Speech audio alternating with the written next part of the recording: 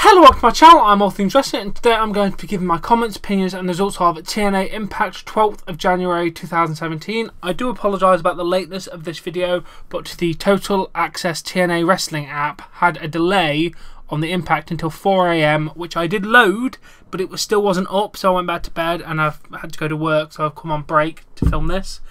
But yeah, let's get straight into the show. We start with the recap of the last week's main event where Davey Richards returned and Eddie Edwards retained. And then we go straight to Josh Matthews and the Pope giving us a bit of what's going to happen in the show. And then they send us to the Broken Hardys, who say that the Wolves are back. And to fill their mandate of becoming the greatest tag team of all time and space, they must delete the Wolves. And then just do the delete thing. It's great. I love the Hardys, to be fair. Then Ethan Carter III comes out with a chair in hand to air his grievances. He's like, do you mind if I air my grievances? I'm like, no. And then he gets out and goes sit at ringside next to fans and says all he wanted was a clean shot at the TNA World title, but he got screwed out of that 2 nights in a row because of Davey Richards. EC3 says it doesn't take WikiLeaks to see the Wolves concluding to keep him away from the title, and he's coming for them like Liam Neeson in The Grey, and he wants them to come out to the ring to finish this. Instead, EC3 gets Bobby Lashley, who asks him how it feels to get interrupted for a change. He said the difference between them is he'll do whatever it takes to win and EC3 won't. He handed EC3 a chair, but he didn't take it, and he could have been the TNA World Champion right now, but he let his pride get in the way. But they both got screwed by Davey Richards, and they both want the world title. So he proposed a solution. Tonight, he wants to face EC3 in a last man standing match for a shot at the TNA World title. EC3 isn't sure Lashley has the authority to make the match, so he asked the Anthem Owl what he thinks. Kind of funny. Lashley says he's done playing around and he wants an answer from EC3. So EC3 says he doesn't want the match later tonight. He wants a match right freaking now! EC3 goes to the floor and starts trading swings with Lashley. Security comes out and they pull him apart as we go to commercial. And then we're back, and then it's official. We're opening tonight's show with the last man standing match. Bobby Lashley versus EC3 to be #1 contender for the TNA World title. The finish happened. They both get on the apron, but they fall through a table that was set up during the match. Lashley gets up at 9 3/4. EC3 misses the count by a fraction of a second. So your winner and new #1 contender, Bobby Lashley. And then EC3 is helped to the back, and as Lashley celebrates in the ring. It was great, to be fair. I loved that match. Bobby Lashley is consistently great with his promos and his wrestling from what I can see. EC3 is great as well. These two are getting me a massive fan of this company, to be fair. So keep it up, guys. You are doing amazing work. And then in the back, we see a hand trying on various rings and end up putting one on its pinky. That was just a weird little segment. I didn't like that one too much, but it was weird. Then we get an announcement. Race for the Case is next week. What this is about is 4 briefcases will be hanging high above the ring. There'll be 4 numbers. The winners will use the briefcase for major opportunity in 2 weeks at Open Fight Night. The contestants are Eli Drake, Mike Bennett, the DCC, Dick A, and the Hardys. That sounds like a hell of a match. I'm going to be honest, I cannot wait for that.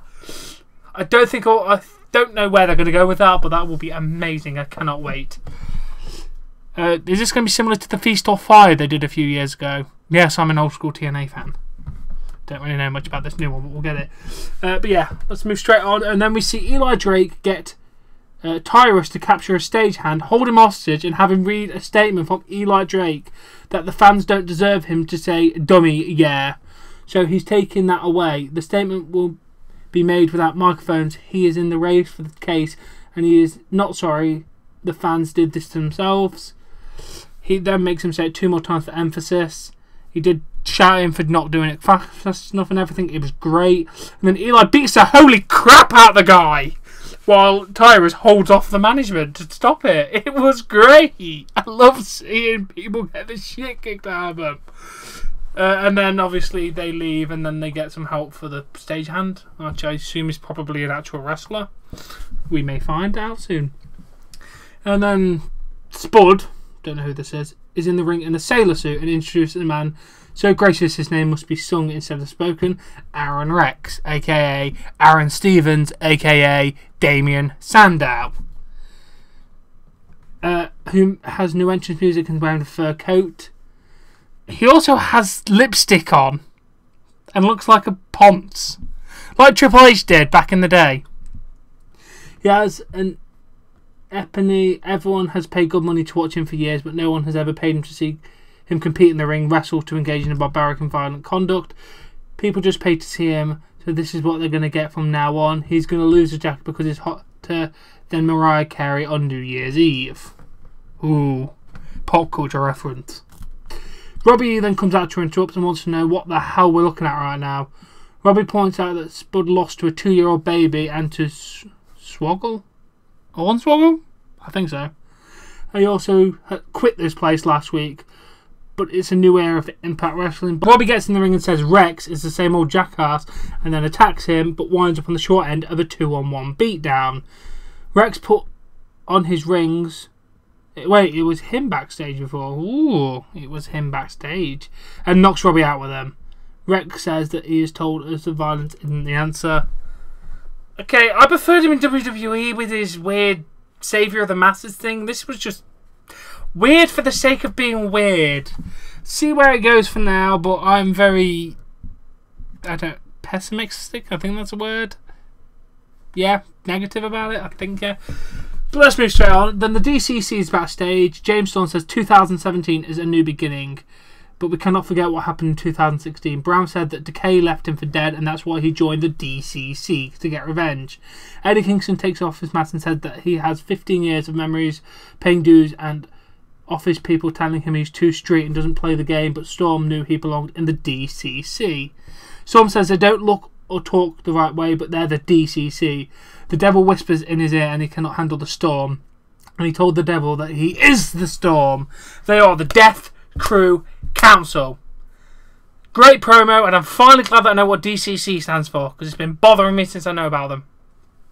But yeah, great promo. Love James Storm. Kind of happy he stayed in TNA now, because WWE would have just misused him like a bit of Joe at the minute. Maybe Joe can redeem it, but let's see where they go with this. Then we see Maria Kanellis Bennett. Bloody hell, Maria, that is a mouthful to say. Find Ali, her assistant, protege, something like that, backstage, and orders her to stand up. She said she gave her a list of stuff to do, which Ali says she's done it. And then she's like, she gives her a mouthful and said she's not a wrestler, she'll never be, but since Ali can't get that through her head, she'll get her husband to end this stupid thing with Braxton Sutter and leave him in a body cast.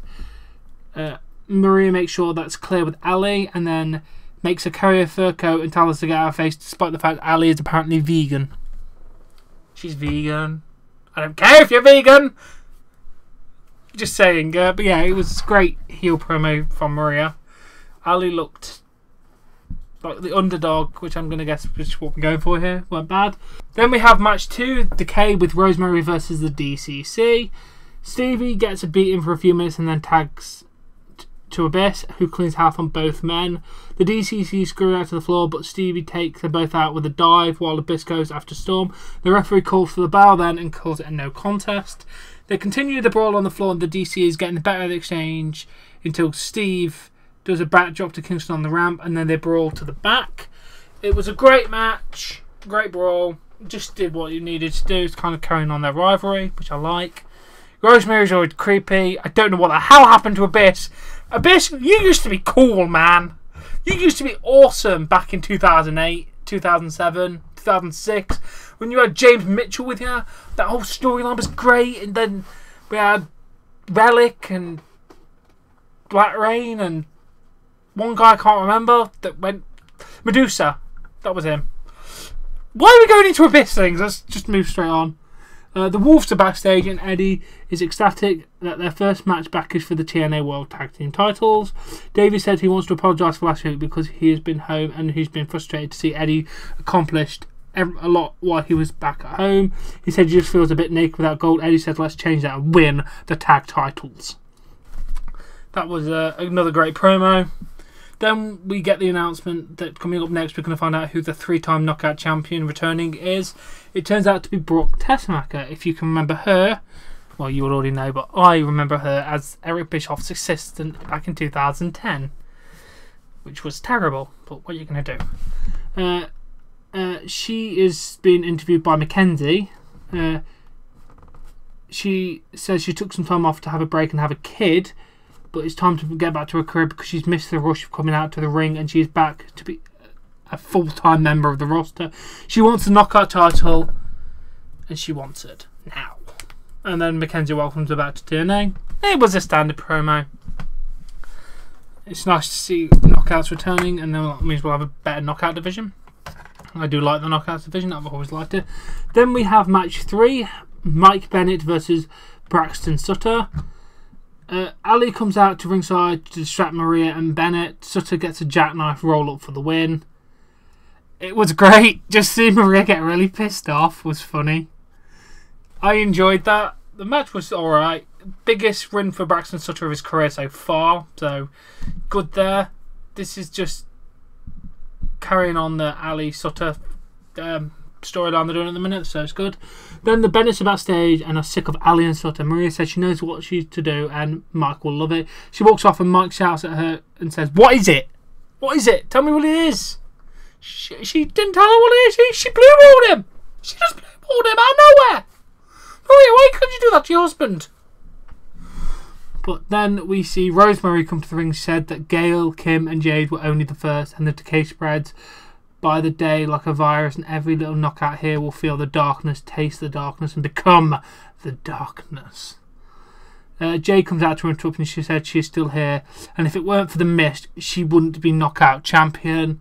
Jade isn't leaving the ring until she gets her rematch, and Rosemary tells Blue that she hoped her little friend remains in her carcass because she enjoyed making her suffer, and if she wants to go to hell and back, who is she to deny her such a death wish? But first, Jade will have to accept her invitation to a Monsters Ball. Great match. Jade tells Rosemary she is one sick, twisted individual, but so is she, and she hasn't seen it yet. But she will at the Monsters Ball, red versus blue. Jade tells Rosemary to prepare for war. You demon bitch. Yeah, she actually said that was great. Rosemary tries to sucker punch Jade, but Jade sees her coming and then unloads on Rosemary. And then Rosemary heads for the hills with her title and yells at Jade as she heads to the back. It was a good exchange, to be fair. I enjoyed it. It's given a bit more of a storyline for the title. I can't wait to see that Monsters Ball match. Doesn't say when it's going to be, but we'll find out soon enough. I cannot wait. Then we go to our main event of the evening. TNA World Tag Team title match. The Broken Hardys versus the Wolves. I love the Broken Hardys. No promo from the Hardys this time, which was strange. The Wolves hit Jeff with a pop-up alarm clock. Weird name for a move, but whatever. And then Davey tries to set up for a move in the ring, but Matt grabbed Edwards' leg. Edwards then hit a plancher onto Matt on the outside. Richards yelled at Edwards to come back in the ring, and then Jeff rolled him up to win the match. Davey was really pissed. He kicked the rope and walked away from Eddie when he tries to talk to him, and then the show ends like that. It was a great way to end it. The match was great. The Hardys were great. The Wolves were all really good. I'm finding them very entertaining. Davey Richards is really good, and so is Eddie Edwards. So, it was a great main event. I can see a split for the Wolves soon enough with the ending of that, which would be very interesting to see where we go. Maybe a feud between Davey Richards and Eddie Edwards for the title. That would be pretty good, to be fair. I cannot wait to see that. But yeah, I hope you enjoyed this first TNA Impact My Thoughts On. Please give it a like if you've enjoyed it. Subscribe if you want to see more content, and I'll catch you later.